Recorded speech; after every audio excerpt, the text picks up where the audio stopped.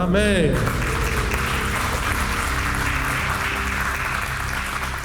All right, for those of you in the front row that want to remind me next week to start in verse 18, you know what to tell me? Okay. So this is the Afterburn, okay? And so if you have any comments or questions, you're welcome to go ahead and raise your hand here. Steve will come around with the mic. If you're on live stream, Manny will take care of those and ask them over to live stream. Ati has her hand up in the front here, okay? And so we want to keep the comments and questions as best we can to today's teaching in part 24 here, but if you have things that are kind of connected directly enough, we'll kind of entertain those as well. Please don't be frustrated if you're on live stream and either Manny or Kurt or Rob, direct you to a teaching to answer one of your questions that may not be about today's teaching, because that would be the same thing I would probably do if I took your question anyway. Because if something took me 15 parts to really answer, then my trying to answer it, in 5 or 6 minutes is not going to do it any justice. So if you really want the answer, this is the challenge to you, by the way, to all of you watching, especially if you're new with me. How bad do you want the answer? If you want the answer, are you willing to listen to 16 hours or something, or 12 hours or something to get an answer? Is it important enough in your life? Well, what if I don't like? Well, if you don't look, listen to one part. If you like it enough to get more, listen to the second part. There's no obligation if you listen to one part to listen to all 12 of them or 16 or whatever it is. It's not like a big commitment. I mean, most of you who started the loving, the heart of the matter teaching 64 parts, it's hard to stop, wasn't it, once you started getting going, because it was good stuff and you enjoyed it. So, I mean, that's just the way it is. But start in part 1 without the emotional overwhelm thinking, I just got here at 24. I don't want to go back and watch 23 parts. Well, if you like this one, you'll like the other ones just as much. Plus, you'll understand how we got here. It's a simple thing. Just try one. If you like it, go to the next one. All right. Hi. Okay, so my comment/thought was for John 15, verse 13. It says, no one has greater love than this, than one should lay down his life for his friends.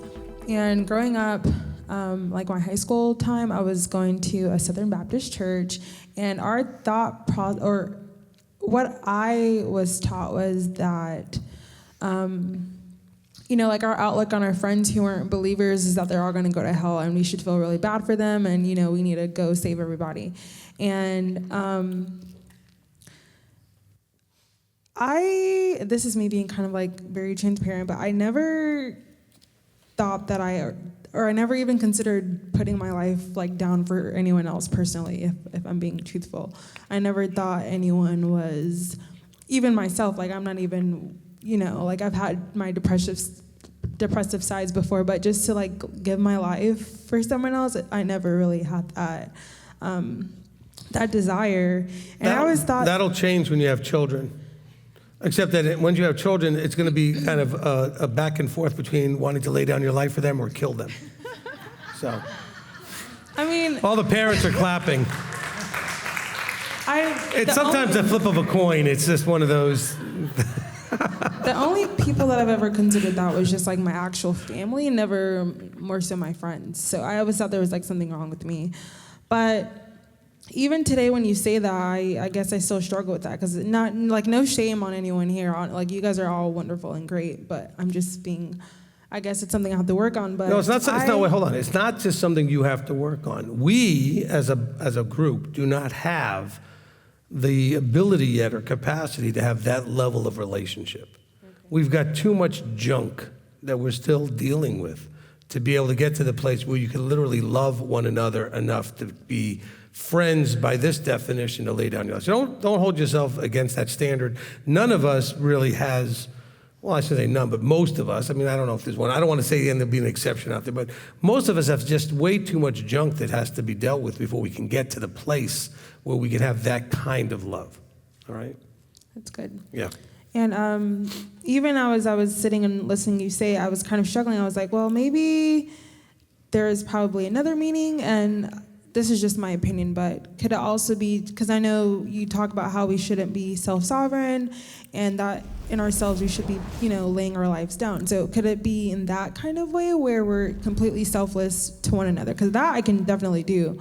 But like you said, I guess we haven't had the capacity to reach that level. Yeah, I mean, look, I didn't use the joke. It's not a joke, but the line I usually throw out there is like, we're supposed to lay down our lives for each other. We can't even lay down like a pet doctrine or some sort of position for each other, I mean, so we have got really, really poor measuring sticks for the things that we do in our relationships. And so this is like most of what we've been teaching over the last, 10 years is a lot of resets of understanding the right approach to these things. So now your points are very well taken. I think everybody here can basically echo what you said. We all feel very similarly in some ways. I mean, with the exception that there are those of us that have either a spouse or child that we would easily step in front of whatever for them. Okay, but if you're single and have not had that, I know I wouldn't have thought that way either when I was single necessarily, okay? So, but you have children or you have a spouse, you'd be willing to say, no, take me, okay? And that's really what he's talking about is the ability to say, don't take them, take me. And that's what Yeshua basically did for all of us, right? He said, don't take them, take me, okay? And that's what we're growing into, hopefully, is a Yeshua-like mindset and heart so that we'd be willing to say, don't take them, take me. This was the test of Moses, right? Moses, he said to Moses, hey, why don't I just wipe them all out and start again with you? He says, no, take me, don't take them, It must be my fault. I'm the leader. I'll take the blame. Take me. Okay? All right, so next. Yeah, actually, my question is a little bit related to the Torah because I didn't get to ask that, but it's connected to what you talked about. See, she was going to get that in anyway. I see. Right. All right. So, Right. yeah, I couldn't. But when you were saying that we have to love each other, when we go to the kingdom, something caught my attention when you were talking about how we're going to be busy in the kingdom. So this concept or application of loving each other is something that we need to acquire on this life, or as we transition about willing in his compassion based on our Torah obedience, get to the kingdom.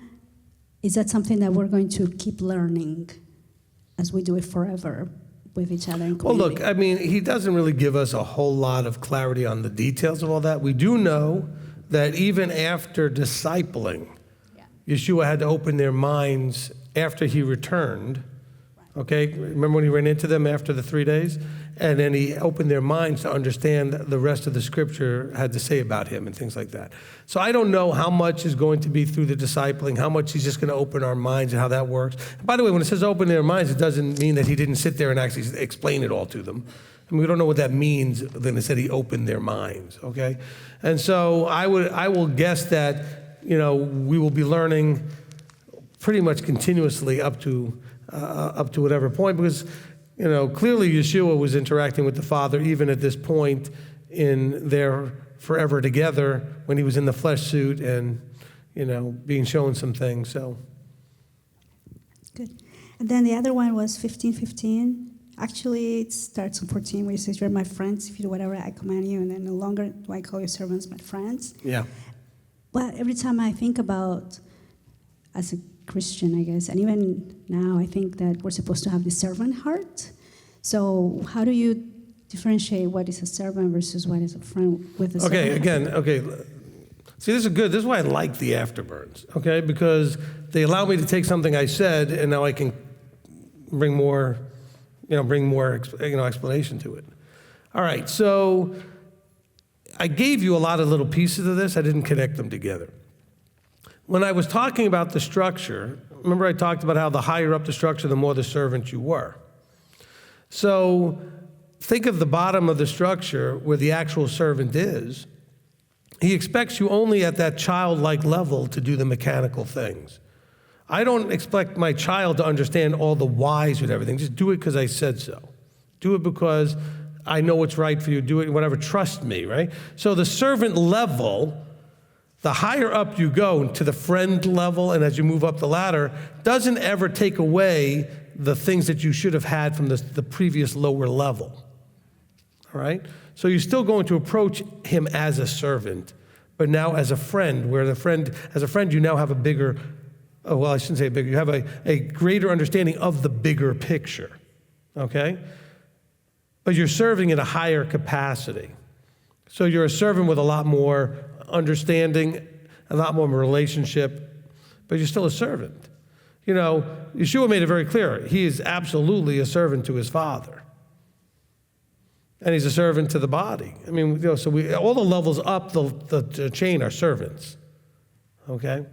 And that's really the important thing. So, but it's gaining levels of relationship on the way up because you're gaining levels of understanding. And of course, the expectation that the higher up is expecting of you changes when you're a servant to the next level. Each level up, you have a greater level of expectation that has been placed on you. They expect more. Okay? I'm going to expect a whole lot more from a friend than from a servant. I expect the servant to do exactly what I told them to do. I expect a friend to do exactly what I told them to do, but also understand why I told them to do it. See the difference? Still a servant, but a servant with a greater level of understanding and relationship. So I still expect the same thing from the friend as the servant, but I expect that the friend is going to understand a whole lot more. Okay, does that make sense now? Okay, good. Okay, Shira's got a hand up in the back. Shabbat Shalom. Shabbat Shalom. Thank you so much, Rabbi. This is so rich. I would like to talk about friends. This is so rich because as I think about that in verse 15, I think, you know, how much more enjoyable, you're talking about the joy, and richer when you start to become a friend and you really feel like you're part of the heart of the master. And the motivation with that closeness as it develops, I think the possibility of being able to lay down your life for a friend greatly increases. Yeah. I thought of Romans 8:28 and 29 when you were talking about friends, because I've often thought as a Christian, before I was a Christian, I'm not a Christian now, but verse 29, they skip over it. They go, oh, all things are going to work together for good. You know, you're called and it's all going to work together for good. But when you read verse 29, it's about those called according to his purpose. And what's his purpose in verse 29? To transform us, to conform us to the image of his Son. And a friend understands that goal. That's what I was hearing as you were talking. Amen. The friend understands his goal. It's the transformation and eventually the bride. And so they're reaching further. And I just want to share, speaking of friends, my dear friend Larry, who sends all of you his love and greetings and hopes to be with us next Shabbat. But he and I were talking last night on the phone about this whole idea of the vine. He has been gifted with a lot of experience with growing things and grapevines. And he shared with me something that really perked me. It really got my attention.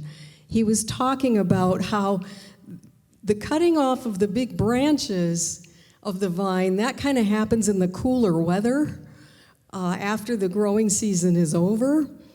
But there's another pruning, and not all vine dressers do this kind of pruning, but those who really want the absolute best fruit will do what the Father does with us. He'll do a spring pruning and start just the little stuff, all the little tendrils and suckers and leaves and twigs that aren't fruitful, that don't look like they're going to bear anything. Those get cut off, and it's like a daily basis, an ongoing thing. If you really want to be 100-fold, right. That motivation to submit every day to his chastisement, his pruning.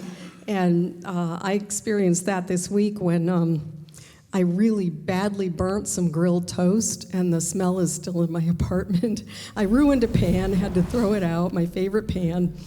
But I said, Father, what are you trying to show me? And he's been helping me understand this is one of those little twigs, in your life.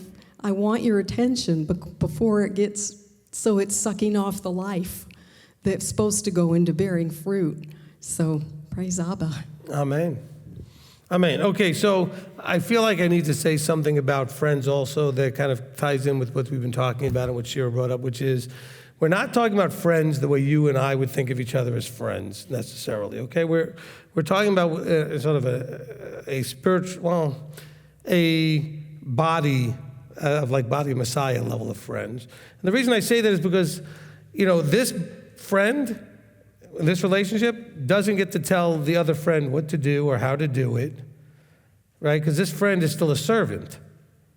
This friend is within the structure. And this is being friends with people that are below you in the structure or above you in the structure. We're not talking about the horizontal friendships here, okay? That's kind of the problem that he's trying to address, because we're trying to figure that out and understand it. And this also is going to play out once they got to the Jerusalem Council and James being in charge, and they had to learn to understand that it was his job to make decisions and how that was going to work. And so, just keep that in mind, that these friends are not correcting the one above and telling them how they're wrong about what to do. There's a submission there. There's a servant level. In this unique relationship we're talking about here. I'm not saying you can't do that on a horizontal level with your friends. You can talk to each other and run things back and forth and, kind of prod each other into thinking and challenge their thinking, whatever it is. That's not what's going here. This is saying in that vertical structure, if you are my servant, I have tasked you to do something, and that's all I've given you to do. If you are my friend, I've also now shared with you an understanding of why. What it is what we're doing, what's going on here, what's really happening. So it's a level of understanding your relationship within the vertical structure. This is not just talking about all friend relationships, okay? Just want to make sure that that's clarified, because you don't get to do certain things in this the way you would in your normal friendships, okay? All right, next. All right, Steve. All right, I think before 1 week earlier, and this came from your pre-discussion, I guess, and I thought I said, isn't love refined? Oh, wait. Isn't the more refined definition of what love found in the context of the fruit of the Spirit within the boundaries of Torah? Well, yeah, we're going to eventually find out that the full way that we express all this is through our mechanical Torah observance, done in the framework of love, joy, peace, patience, etc., with the heart of it, so yes. All right, and then Shira brought up something here, and you talked earlier about pruning, so I'm sure it hurts more to be a part of the pruning than it is to be pruned. So to me, that would, I would say, alert me, and I should watch my behavior in with the Father so it could demonstrate it with my brother. Otherwise, I would be a pruned part rather than pruned person. Okay. All right. Look, and again, there's going to be things that you need to remove from your life. Maybe people, maybe behaviors, maybe physical things, whatever. And those things are not always going to be without pain. There's going to be a sense of either loss or there's going to be some backlash about it, but there are things that you may at some point have to remove for your life. Some of you, because of your health conditions, have had to remove certain foods that you enjoy very much that you can't eat anymore. That pruning was not enjoyable, but was necessary to bear the proper... What did you do? Don't stick that in your armpit anymore. Okay. I'm just teasing him. He holds his arm like this when he's holding the mic, so it's not in his armpit, but I'm just teasing him. All right, but understand that this pruning, it's not only not fun if it's being done to you, but you may have to do some of it yourself. Okay? And so, because this can be taken at all kinds of levels. On one level, you're the gardener, and you've got a garden that you're tending, and you want to get the roots out of it, make sure you're good ground for the parable of the sower of the seed. Are you good ground? And you want to get the rocks and the thorns and all the other junk out of that garden, Okay? So there's lots of different levels that we could take this to. Okay, anybody else? Okay, Chris? I had a couple things. The first thing is, I wonder if this vertical friendship, which is very new to me as an idea, but it might connect to, like, with my job, I work and I have these duties. I'm a servant, basically, in a sense. I do this, and this at work, and I'm still transitioning. I'm still learning actually how to do my job, but because it's very many different aisles of the store, and they all have different things. But at some point, I'll be able to understand the intention of what I'm doing, rather than just the rules of, like, this goes there, this or whatever. You'll understand why it works better that way, why they put it there, why the choice is to do it that way, yes. Yeah, so that was one thing, because I have to understand more generally how my store works, what they really want. And sometimes it's counterintuitive because it's not what they say, because they almost have something different that they intend. And so I'd be a friend to my supervisor by understanding that more than just being a servant. And then the other thing is when it talks about Abraham as, at least not in this translation because I looked for it, in James 2:23, it says that he was one loved by God. And in some translations it says a friend of God. So I don't know if there's anything you know about the Greek or I'd have to go look it up. What was the verse again? James 2:23. All right, I'll look it up. But the thing is, from what we've been talking about, you can see how they would be the same thing, okay? In the context of what we were talking about, they would actually play out equally, all right? I think it's important, again, this is more resetting clarifications. So the friend relationship that we're talking about here, there's two aspects to it that I want to clarify, because Chris brought up something I think that's important to help maybe clarify that. There's one aspect with is him wanting to be a friend, so he wants to learn and understand what the person vertically up the line would like and desire. But remember that the actual friendship stuff is the one above choosing to share with. Okay? Because I have people coming here all the time wanting to be my friend. And then they get all frustrated when it doesn't happen. And it's basically because, just so all of you know, I'm very unfriendly. I'm antisocial and don't like people. But no, it's just that I only have a few friends.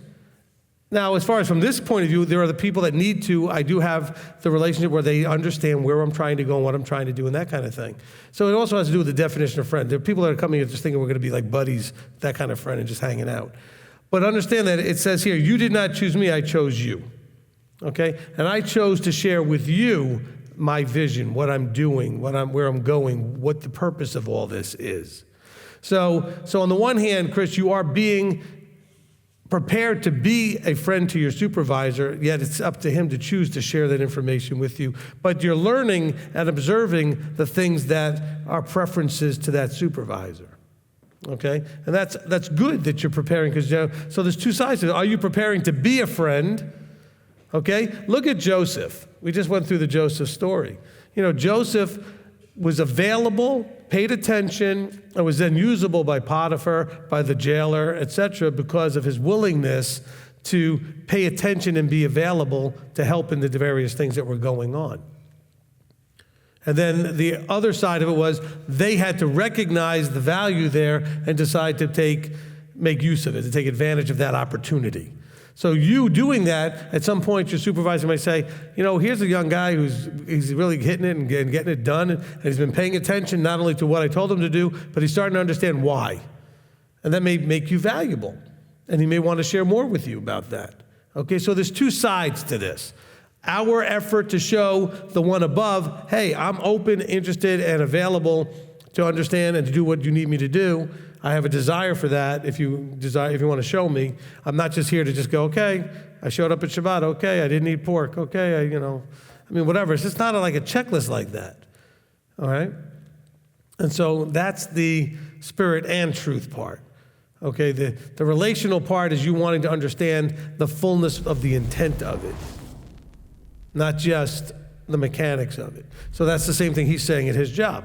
So he's showing that willingness and that desire. At some point, if not this supervisor, down the road, a supervisor somewhere he works will recognize that and want to cultivate it and then decide to be friend to him in this context, in a vertical structure context, and say, I'm glad that you're showing that. Come here, let me really explain to you how this works and why, and take you under the wing.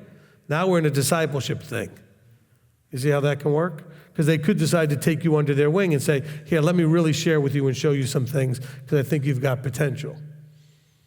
And so that certainly is possible to come out of that. All right, live stream. Okay, Johnny had a question here. Can you please explain how I or we can bear fruit? I'm still lost on how or what I need to do.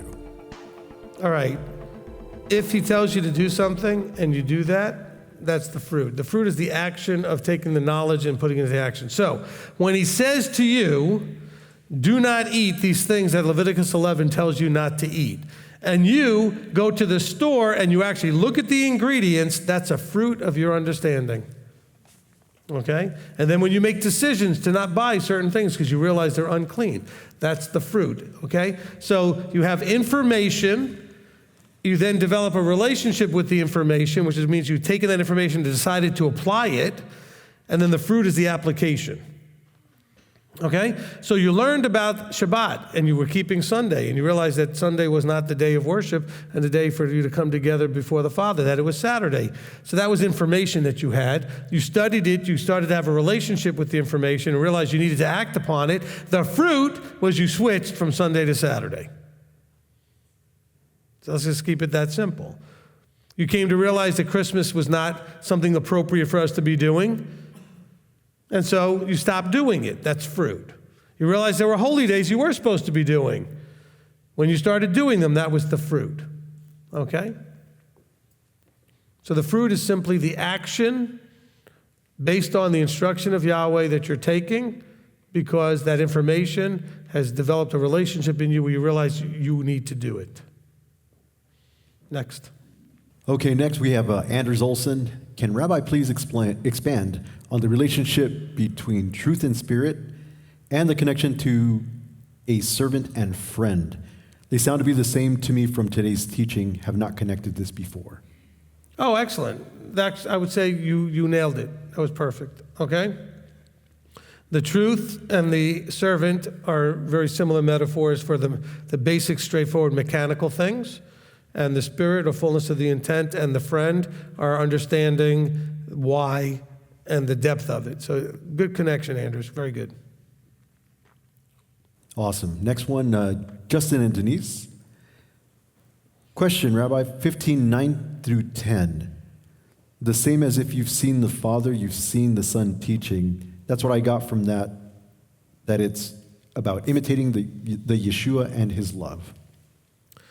Absolutely, but let me just kind of expand this. It's not yet true necessarily the way it fully should be, but that's the whole discipleship goal, is that when you see the Son, you're seeing the Father. In other words, everything he does is a proper, full representation of the one who trained him. When you saw an apostle, you should have seen Yeshua, which means you should have seen the Father. Because the apostle, who's now a disciple of the Messiah, is doing an excellent job of representing in a full way the discipler, Yeshua. All the way down to teachers today should be the same thing. Of course, we have not had a direct, intimate, one-on-one discipling like the Messiah did with his disciples and they did with the initial followers that came after that. But someone like me should be where you see Yeshua. Paul said the same thing. You see him, you should be seeing Yeshua. Imitate me as I imitate Messiah. So you should see that. That doesn't mean that you're not also seeing a flawed human being, but you should be seeing from the instructions, remember, Yeshua didn't just say, in the context of just everything in my life, like the way I eat my food and the way I cut it and whatever else and everything else I do in my life is what the Father does. But he says, look, my walk, the way I walk life, what I submit to, the halakha, all that stuff, everything I say in regards, that is perfectly matching the Father. Okay? I mean, the Father's not a physical being. The Father doesn't get dressed, so Yeshua didn't get dressed necessarily the way the Father does. Because when Yeshua was in a flesh suit, he got dressed. He did things physically. But he says, all that I do, meaning my walk, is in complete alignment with the Father. All that I say. And that's the goal of all of us, so that when you see us, you should see him. Of course, if you see us, you should see Messiah first, and you should see the Father second, because they are pointing you in that direction. All right, next. Anna has a question here. How can we submit to husband or wife that does not respect the other party, or who don't know their whole role? Husband's supposed to help with children if wife can't do everything. All right, look, there's the ideal of what we're supposed to have, and then there's reality of the dysfunction that we have, okay? And most of us, I don't know why they talk about, it's funny, how people say, well, I came from a dysfunctional family. I said, oh, so you came from a normal family. Because dysfunctional is normal. Because everybody came from a dysfunctional family. So, but the same thing with marriages. Almost all marriages are dysfunctional on some level. And you have to deal with your marriage stuff, okay?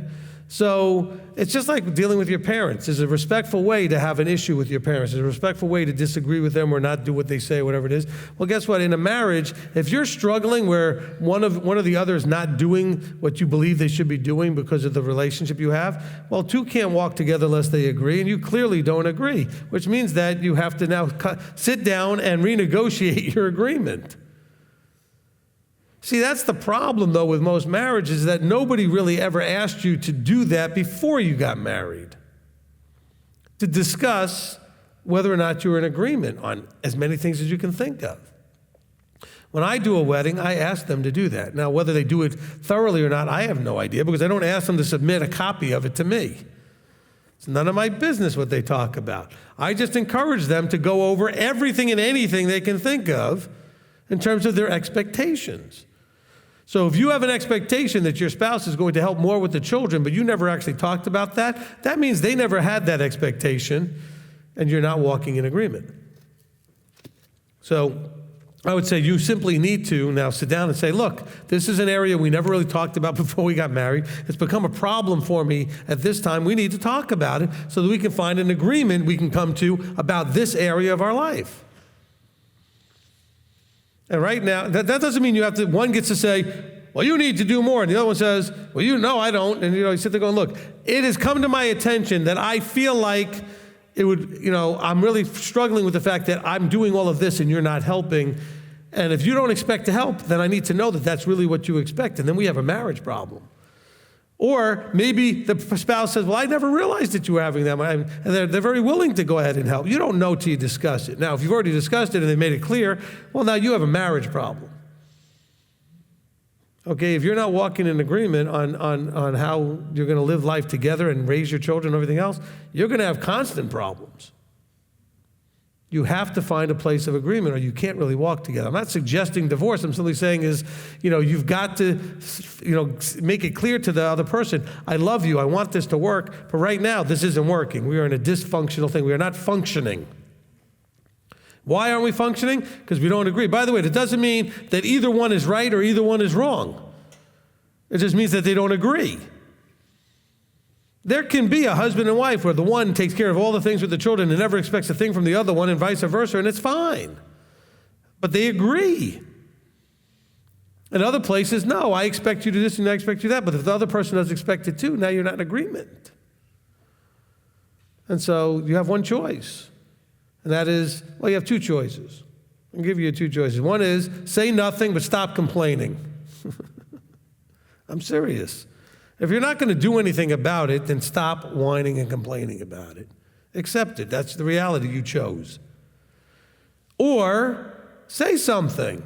Not disrespectfully, not angry. Don't do it when you're frustrated because he didn't help you with the kids or whatever it was. When things are relatively calm, sit down and say, look, it's become clear to me that there's one or two things in our life together as husband and wife that we're not in agreement on, and so we're not walking in agreement, and it's causing a challenge for me. And so I think we need to talk about it so we can figure out a way to come to agreement.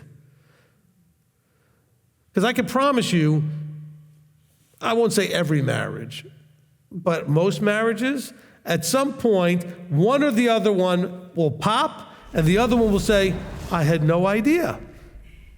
And the reason is because the one who popped never said anything. They just ate it for so long that they finally popped. And the person's like, but you never said anything. Well, I didn't think I'd have to say anything. Oh, goodness. I'm telling you, this is like every counseling session I have. So in case you're thinking I'm talking about you, I'm talking about all of you, okay?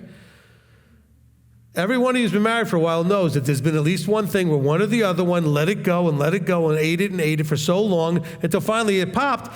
And they don't realize the other person has no idea this has been driving you crazy. You assume that they know, but they don't because you never said anything. So when you approach your spouse, approach it from the understanding that they may not even realize this is a problem. Now, of course, if you've gone back and forth about it, they absolutely do. Now, so that's the other situation. One situation is where they don't know. Don't assume they do. The other one is you've already brought it up multiple times and you know they do. Well, then you have a disagreement. You need to figure out if you can come to agreement or you can't. If you can't, well, then you have two choices, divorce or just accept that reality. Those are your only two choices. You've already discussed it, you've negotiated. The other person said, no, I'm not doing it. Okay, well then now what are you gonna do? Okay, well if you're not gonna do it, I don't need to stay. Or if you're not gonna do it, I guess I'll just have to live with it. Those are your only two choices. But acting all angry and walk around like you're sucking a pickle the rest of your life isn't gonna work. Why let your joy be completely stolen over it? You can accept it, or you can fix it, or you can leave. I mean, there's only three choices, okay? Leaving should be the last choice. Make every effort to do the other things first, okay? I know people think that I'm making this way too easy or too hard or too flippant. Look, your life is your reality. And if you're married and you're, in your 40s or 50s, the way people live these days, you could be doing the same thing you're doing right now for another 30 years. Do you want to keep doing that for 30 more years, 40 more years? Some of you married and you've been married 8 or 10 years, you're only in your 30s, you got married young. You want to do that for another 50 years? I would go ahead and try to fix it so you don't sit there just, because otherwise someone's going to cheat or someone's going to pop their cork or something's going to get real ugly. Deal with it. Well, he doesn't want to deal with it. She doesn't want to deal with it. Well, you only have other options then.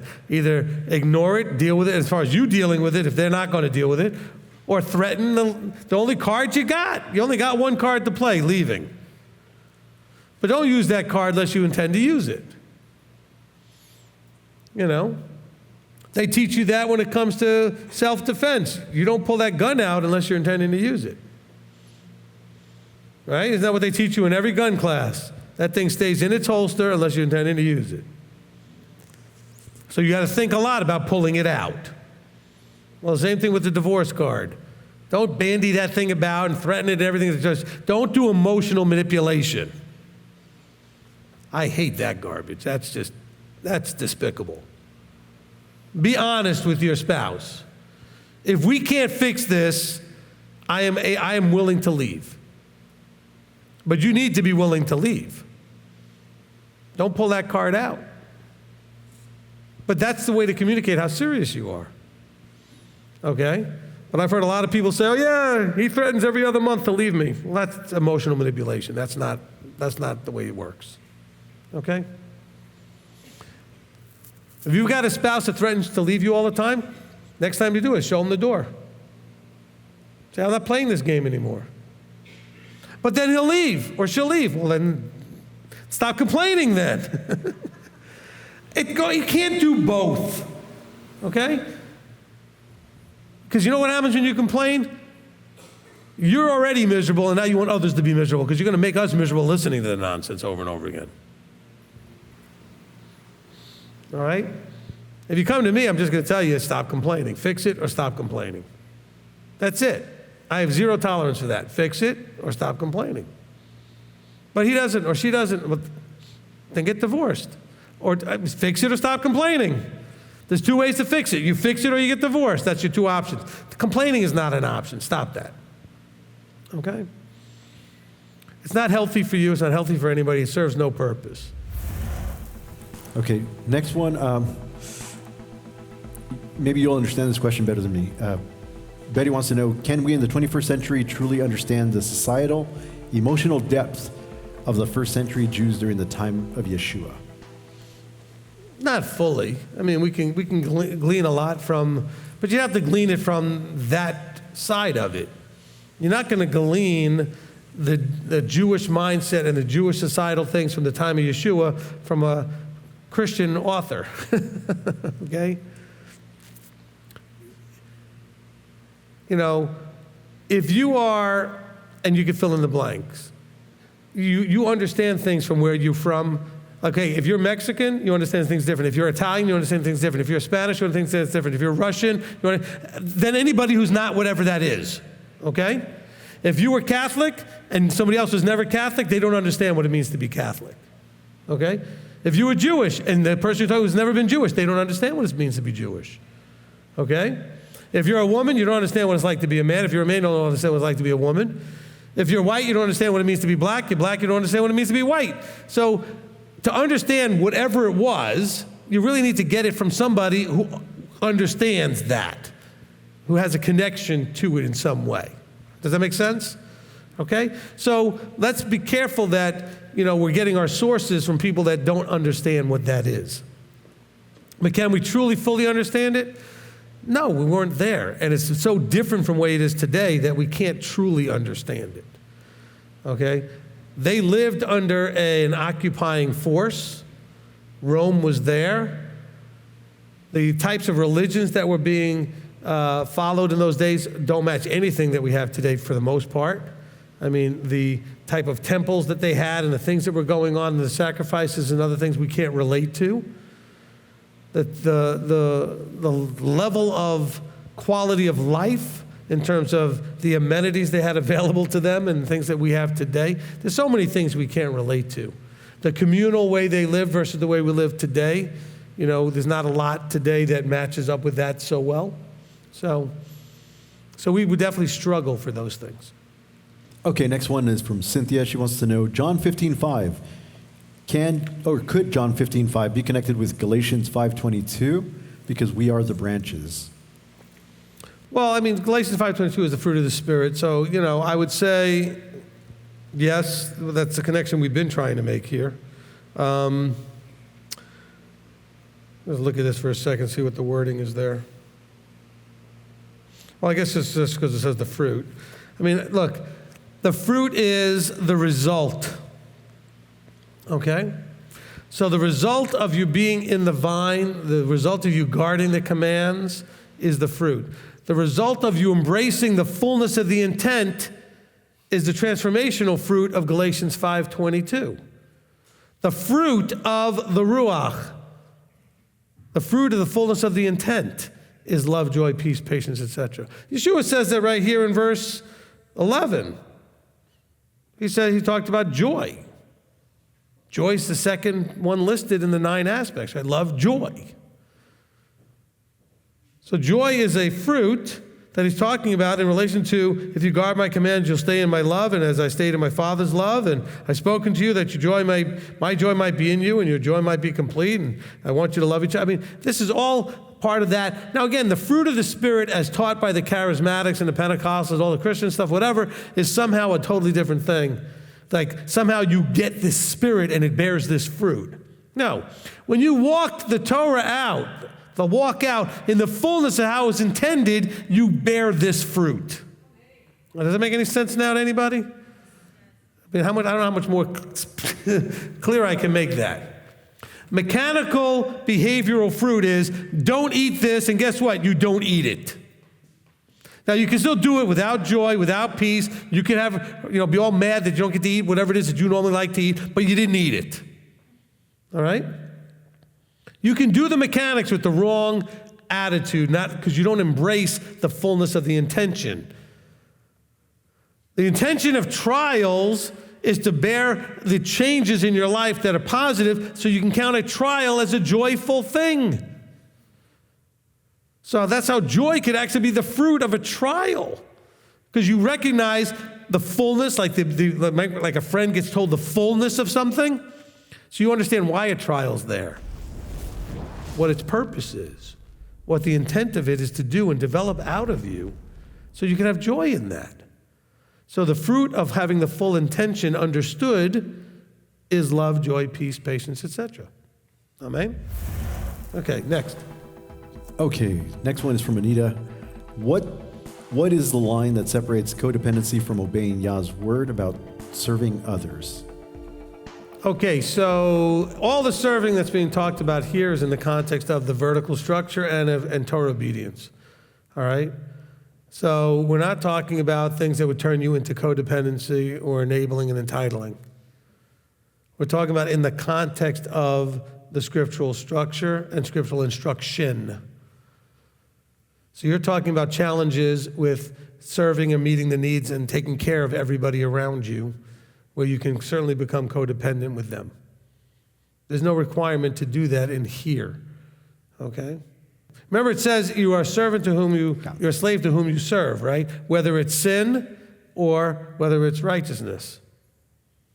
Okay, so Torah observance, righteousness, worldliness, sin. Or Torah disobedience, sin, either way. Next. Geraldine has a question here. So if I want to have more capacity to lay down my life, would I have to have more heart surgery, in quotations, to implement it to my friend? And who is my friend again? Okay, we're going to explain that all in the next part, so we won't answer that question here. I did explain that the friend I'm explaining here is about the vertical structure, okay? So you're talking about a relationship with someone that you would normally serve, and they're now going to take that to a higher level called friend. Now remember, it starts off with servant. So if this is not somebody that you are servant to, then the friend we're talking about here will never come into play. It's a relationship that starts off with servant, an obedient servant doing and trusting that whatever they're told to do is right, even if I don't understand it. As a friend, you will be now explained to you so that you can understand it. So now you're not only doing it because it's trusting that it's right, you're doing it because you understand why it's right. You understand why it's important, okay? So let's understand that that's where this is coming from. Let me get back to the codependent and enabling person just for a second. This is really, really important, I want to say to all of you. And I want you to really knock this off. Not for my benefit, for yours. This is destroying so many of you, it's destroying your shalom, okay? Do not allow the person you're interacting with to define the term. Your mother doesn't get to define the fifth commandment for you. Neither does your father. You need to know what that commandment means, but not from the person trying to get you to obey. Don't let the person telling you, well, you need to be a servant. Don't let that person who you're serving define servant for you, just because they're trying to do that whole thing. Now, if you've chosen a person in structure, they get to define it. But you don't let people walk around and just insert themselves to try to, for their benefit, tell you what a verse means so that they might benefit that way. Do you understand where I'm going with this? Mostly it comes up with the fifth commandment where your parent will say to you, well, you need to come over and do what I say because that's what the commandment says. You need to honor your mother and father. Well, that's not what it means, and they don't get to define that. All right? Because they're trying to use it for manipulation. They're trying to use it to make you do something they want you to do that you don't want to do. And so the same thing can cause you to end up in codependency or enabling, because you'll be made to feel guilty that you need to serve. Oh, I thought you're a whatever, and then so you should serve. The only person who can say those kind of things to you is a person who that's your relationship. You know you're their servant. You know that you're trusting them, etc., and that they're not looking for their benefit. See, these are all people that are doing it that's really should be your criteria. Whose benefit is it for? If you're in the scriptural understanding, if you're my servant, everything that I'm going to ask you to do is for your benefit. Think of that again. Everything I'm going to ask you as my servant to do is not for me, it's for you. If the person who's asking you to do things, the benefit is for them, it's not a servant situation. Did you understand that? Maybe that's the simplest way to understand. This is why I like opening my mouth until it finally comes out in clarity, okay? He's going to help me sort it out as I'm saying it. If the thing that's happening, whether someone trying to tell you how to do the fifth commandment, how they're trying to do all these other things, if it's to their benefit, they got it wrong. Okay? So if you're my child and I'm going to throw the fifth commandment in your face, because I'm going to say to you, look, you're having a real struggle understanding how to show honor and respect. And that's going to be a problem for you in general. So I'm okay with you not liking what I said. I'm okay with you not doing what I said, but you got to talk to me right. You got to learn to show enough honor and respect. You don't get to talk to me like that. That's to your benefit, not mine. So let's be careful with that. Everybody wants to try to use Scripture to get you to do what they want because it's for their benefit. No. Don't let them do that. Did that make sense for everybody? Okay. That's a powerful one. Because otherwise you're going to be doing what they can to use your belief in Messiah, your belief in Torah against you to manipulate you. Don't be manipulated. Okay? I don't benefit from anything I teach you, except maybe if you just start doing it, I'll have less counseling to do. Okay? That's the only benefit I might get out of this. Okay? Everything else is for you, and even including the benefit that you won't need counsel. Okay? But the only benefit I get is that I might not have to spend as much time in counsel. And that's really so you have to say, is the person trying to get something for themselves, or is it for you? All right, next. So I really appreciate that question because it stirred that answer. I think it's important. All right, awesome. Go ahead. Awesome. Somebody online wants to know, how does somebody accept you as their covering? All right, so I guess this is a good question. This is one of those ones that should be questions at, and we put this in a little video, okay? Well, this could even turn into an in focus or whatever. Okay, covering. Let's understand that there's several different aspects of this. If you have chosen to be a part of this congregation and at large, right, this ministry, I would be your teacher, your rabbi.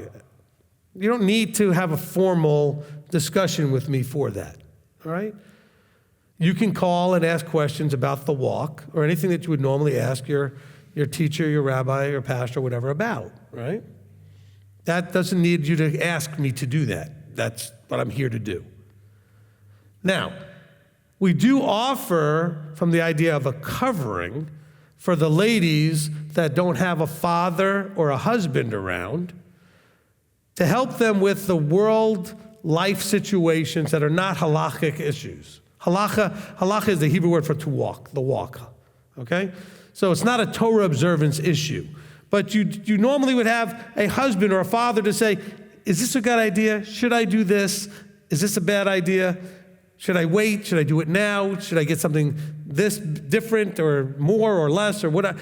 Life decisions, changing jobs, moving, buying a big purchase, anything that's big that you want to make sure, but it has nothing to do with Torah observance. There's no spiritual aspect to it. It's just a decision you need to make, and you don't want to mess it up and put yourself in a problem. And so you generally would go to a husband or a father looking for that counsel that would help you to maybe say, maybe you missed something. Hey, did you think of this? Are you ready for that? This might happen if it goes wrong. Are you okay with that? Whatever, you know.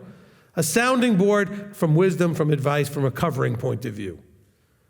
We can provide that for you by agreement. You have to ask, and then I'd have to agree.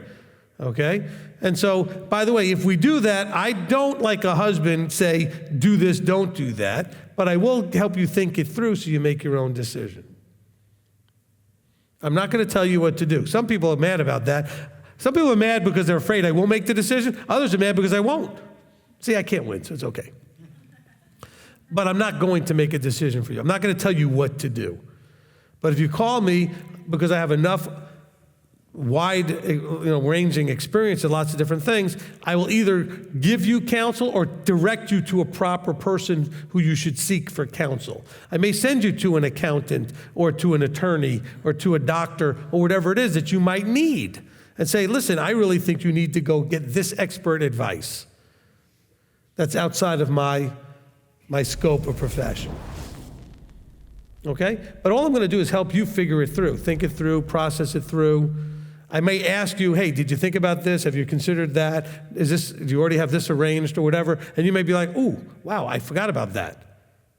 Or you may, nope, I got that. And then, hey, great, then now you have what you need. Go ahead and make your decision. All right? So that's the idea of covering. All right? Now, for the men and the ladies who don't have, again, the covering, you can make sure from a covering point of view that you have that accountability, that person that you go to. Because ladies, you have it by default if you're married. Now, some of you, your husbands are not really up to that yet. Believe in them, encourage them, they'll get there. But that you have by default. But the men, you need to be willing to come and find myself or one of the other leaders. Now, don't just, by the way, leaders are not just because they work on our staff. That doesn't make them leadership, okay?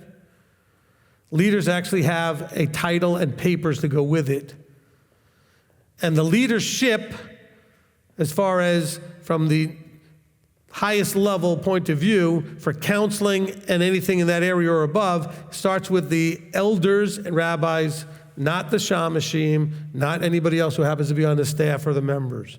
That doesn't mean that they can't help at times and give advice, but understand that you should be seeking, from a leadership point of view, the elder level, which we don't have any at the moment. We may have some soon.